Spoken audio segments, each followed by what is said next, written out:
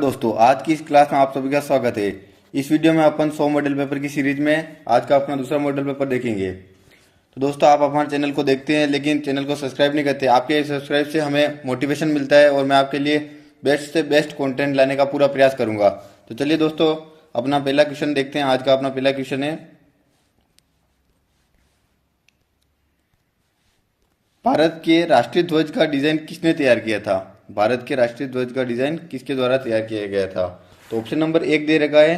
Option A है Mahatma Gandhi, option B है पिंगली Venkaiah, option C है जवाहरलाल नेहरू और ऑप्शन डी है भीमराव अंबेडकर।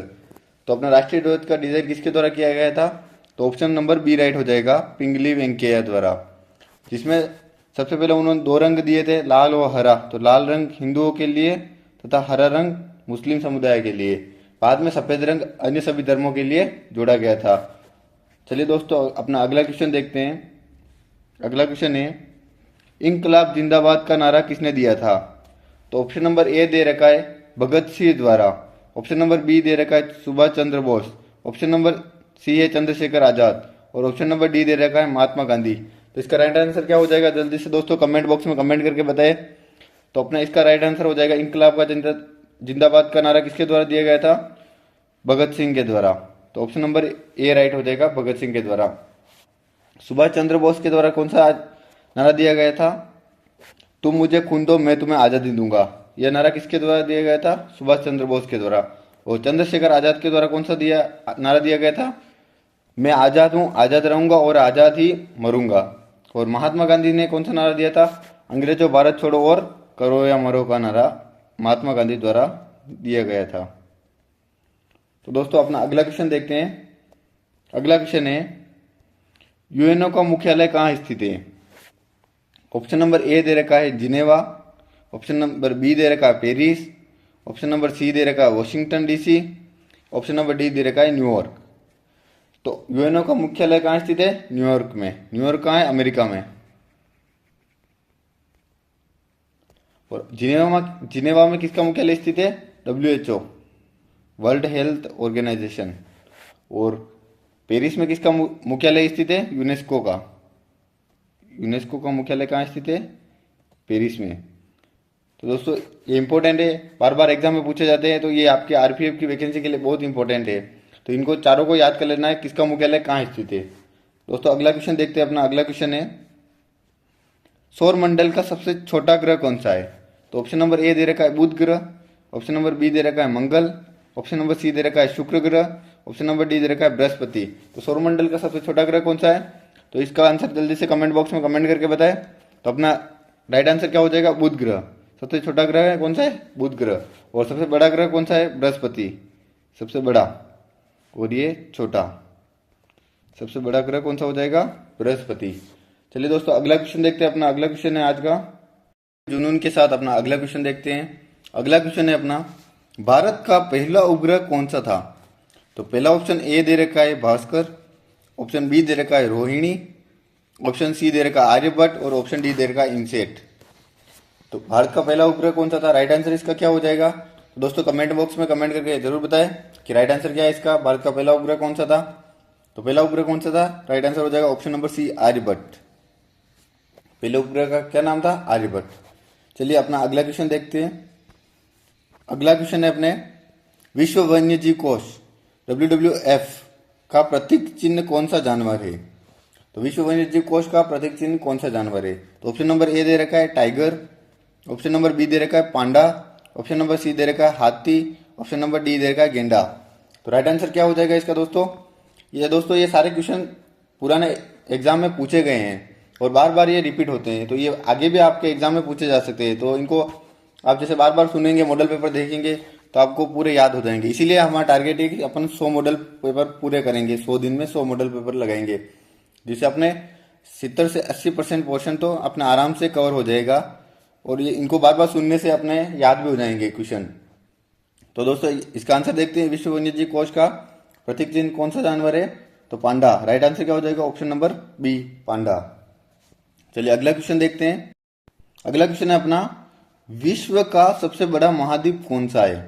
तो विश्व का क्षेत्रफल की दृष्टि से विश्व का सबसे बड़ा महाद्वीप कौन सा है? ऑप्शन नंबर ए दे रखा अफ्रीका, ऑप्शन नंबर बी दे रखा एशिया, ऑप्शन नंबर सी दे रखा यूरोप और ऑप्शन नंबर डी दे रखा उत्तरी अमेरिका।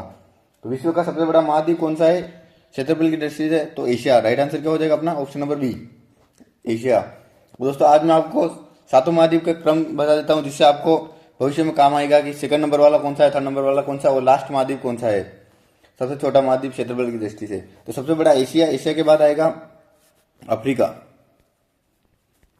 अफ्रीका के बाद आएगा उत्तरी अमेरिका, उत्तरी अमेरिका, उसके बाद आएगा दक्षिण अमेरिका, दक्षिण अमेरिका, दक्षिण अमेरिका के बाद आएगा अंटार्कटिका, अंटार्कटिका, अंटार्कटिका के बाद आएगा यूरोप, यूरोप, और आखिर में बचा ऑस्ट्रेलिया,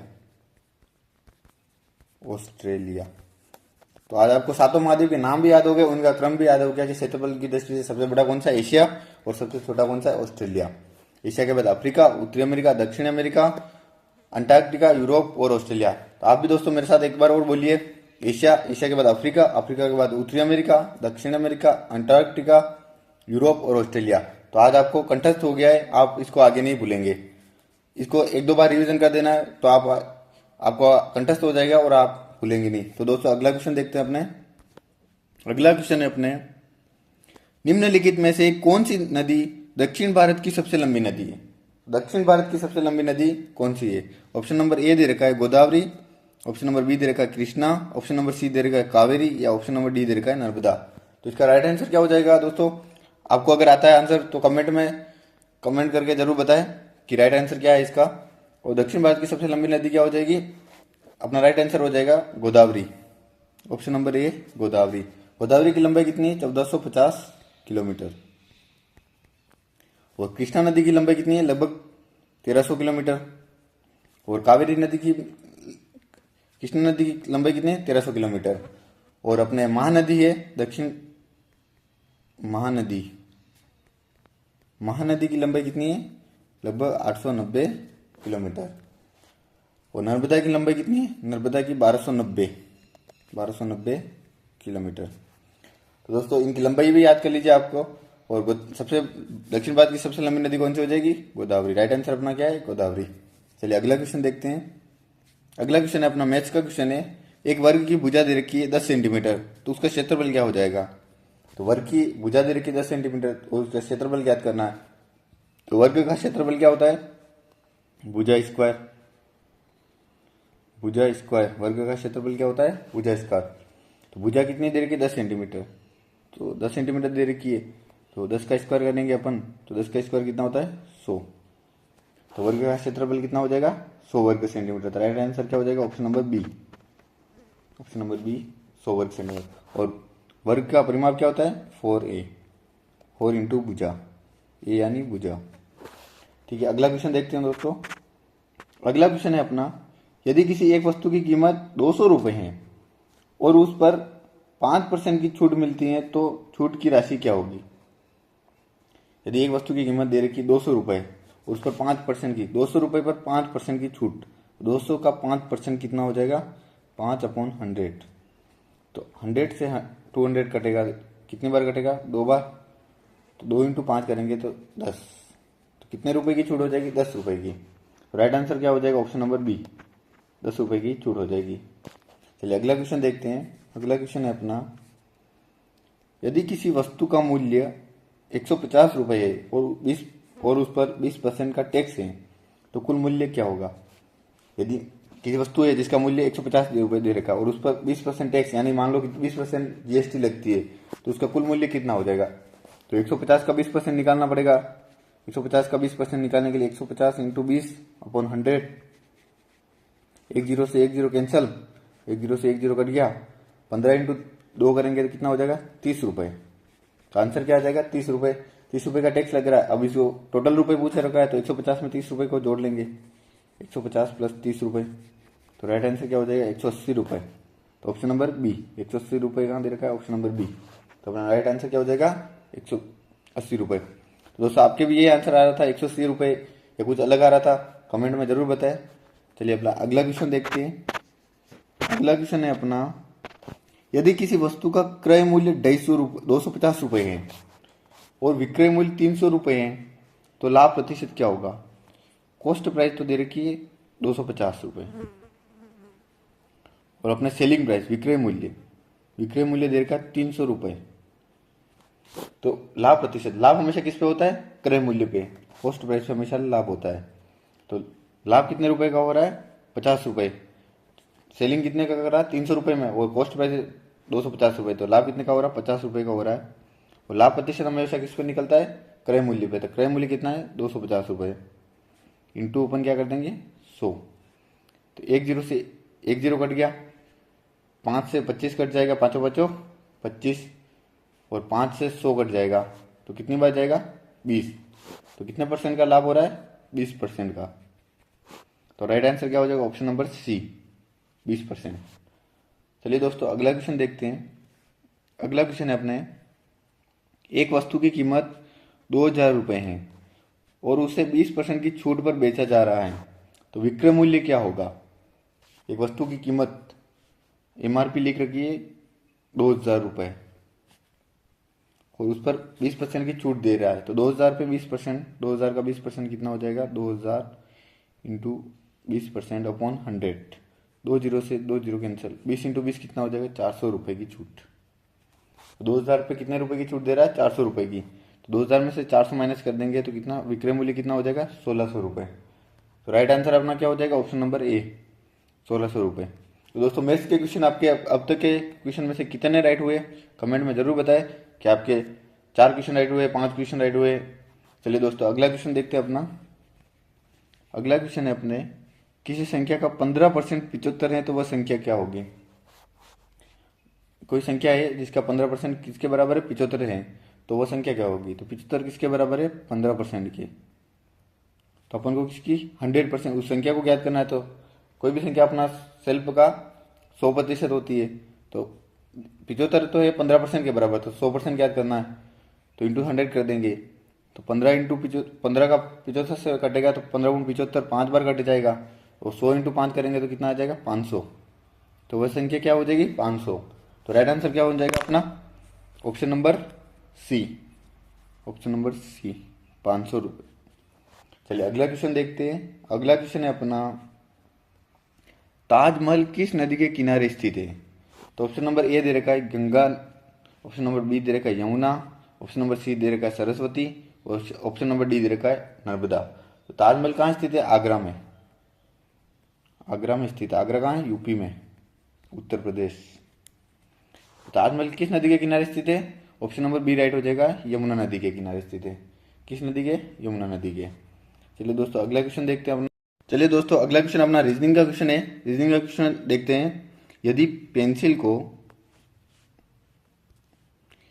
क्या लिख रखा है? पेंसिल को LICNEP लिखा जाता है तो इरेजर को कैसे लिखा जाएगा? तो इसने पेंसिल को क्या लिख रखा है? PNCIL। पेंसिल को LIC उल्टा कर दिया है, LICNEP। कुछ नहीं करना, इसमें सिंपल है, उल्टा क्रम कर रखा है। तो इरेजर को क्या लिखा जाएगा? तो इरेजर को भी अपन उल्टा कर देंगे। इरेजर का उल्टा क्रम क्या हो जाएगा? RESARE। तो राइट आंसर कौन सा हो जाएगा अपना? पहला ऑप्शन दे देखते हैं। पहला ऑप्शन दे रखा REA, पहला ऑप्शन गलत हो जाएगा। सेकंड ऑप्शन देखते हैं RESERE, ये भी गलत हो जाएगा। थर्ड ऑप्शन देखते हैं RESARE, तो थर्ड ऑप्शन राइट हो जाएगा। अपना राइट कौन सा हो जाएगा? Option number third, option number third right हो जाएगा। चलिए दोस्तों अगला क्वेश्चन देखते हैं। अगला क्वेश्चन है अपने, किस संख्या को प्रश्नवाचक चिन्ह से बदलना चाहिए? एक सीरीज दे रखी, श्रृंखला दे रखी है, इसमें प्रश्नवाचक चिन्ह के स्थान पर क्या आएगा? तो सबसे पहले क्या दे रखा है? 8 दे रखा है, उसके बाद क्या दे रखा है? 27 दे रखा है, उसके बाद क्या दे रखा है? 64, उसके बाद क्या दे रखा है? 125। तो इसके बाद अगला क्या आएगा? ये ऑप्शन में दे रखा है। तो ऑप्शन नंबर देखते हैं। सबसे पहले 8 है, 8 के बाद आया 27। तो इसमें सबसे पहले 2 का क्यूब कर रखा है, 2 का क्यूब कितना हो जाएगा? 8। फिर क्या कर रखा है? 3 का क्यूब, 3 का क्यूब कितना होता है? 27। फिर कर रखा है 4 का क्यूब, 4 का क्यूब 64। फिर कर रखा है 5 का क्यूब, 5 का क्यूब 125। फिर 6 का क्यूब करेंगे, 6 का क्यूब कितना होता है? 216। तो राइट आंसर कौन सा हो जाएगा? Option number A, option number A अपने सही हो जाएगा। तो दोस्तों इसका आंसर आपको सही था कि नहीं था, ये कमेंट में कमेंट करके जरूर बताएं। चलिए दोस्तों अगला क्वेश्चन देखते हैं। अपना अगला क्वेश्चन है, यदि केट को FDW लिखा जाता है तो डॉग को कैसे लिखा जाएगा? तो केट को CAT, केट को क्या लिख दिया? FDW। तो इसमें क्या किया है, सी में क्या +3 किया तो क्या आया? F आया। ए में क्या किया? +3 किया तो क्या आया? D आया। और टी में +3 किया तो क्या आया? W आया। तो अपन को डॉग को कैसे लिखा जाएगा? Dog DOG। तो डॉग डी में 3 प्लस करेंगे, डी के बाद E F और G आ जाएगा। तो सबसे पहले एफ वाला तो ऑप्शन ही गलत हो जाएगा, ऑप्शन नंबर डी गलत है, ऑप्शन नंबर सी गलत हो जाएगा। ओ में 3 प्लस करेंगे तो ओ में 3 प्लस करने पर क्या आएगा? आर आएगा। आर आएगा तो आर दोनों में दे रखा है।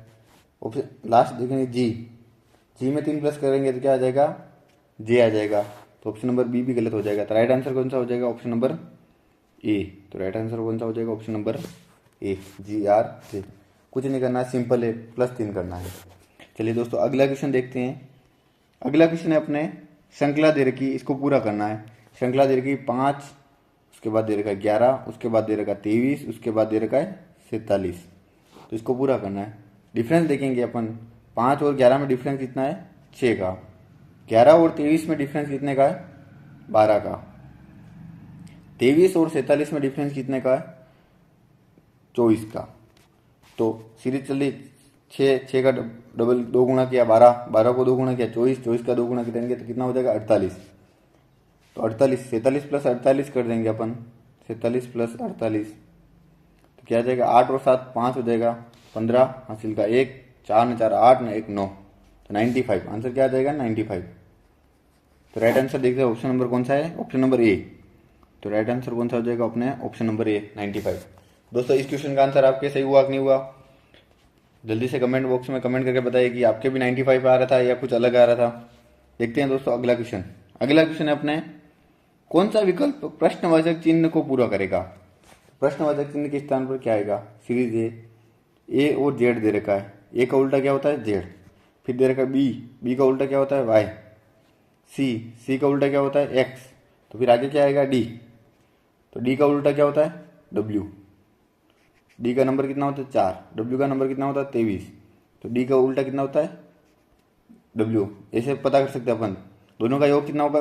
27। 23 और 4 को जोड़ेंगे 27। इसका नंबर दे रखा है 3 और इसका नंबर दे रखा है, इसका नंबर दे रखा है 24। 24 और 3 कितना हो जाएगा? 27। इसका नंबर 2 दे रखा है, इसका नंबर दे रखा है, वाई का नंबर कितना होता है? 25। 25 और 2 27। इस तरह से अपन उल्टा निकाल सकते हैं कि उसका योग करने पर 27 होना चाहिए। तो इसका राइट आंसर अपना क्या हो जाएगा? DW। तो ऑप्शन नंबर ए सही हो जाएगा, ऑप्शन नंबर ए। तो दोस्तों आज की क्लास में अपन ने 20 इंपॉर्टेंट क्वेश्चन देखे थे, 20 क्वेश्चन देखे थे। तो आपके 20 में से कितने राइट हो रहे हैं? 20 में से 20 राइट हो रहे हैं या 15 राइट हो रहे, या आपको कितने आते थे? 10 आते थे, 12 आते थे, 17 आते थे, 18 आते थे? तो आपके कितने राइट हो रहे हैं ये कमेंट में जरूर बताएं। आप कमेंट कर दीजिए कि आपके कितने राइट हो रहे थे, कि 10 हो रहे थे, 15 हो रहे थे। तो दोस्तों हम आज अपना दूसरा दिन था और दूसरा मॉडल पेपर देखा है। अपना टारगेट है 100 दिन में 100 मॉडल पेपर पूरा करेंगे और इस बार लक्ष्य को प्राप्त करना है और RPF वैकेंसी को क्रैक करना है। तो दोस्तों हमारे साथ जुड़े रहिए और चैनल को जरूर सब्सक्राइब कर लीजिए, जिससे कि आपको आने वाले वीडियो के नोटिफिकेशन मिल सके और आप हमारे साथ जुड़े रहे। धन्यवाद।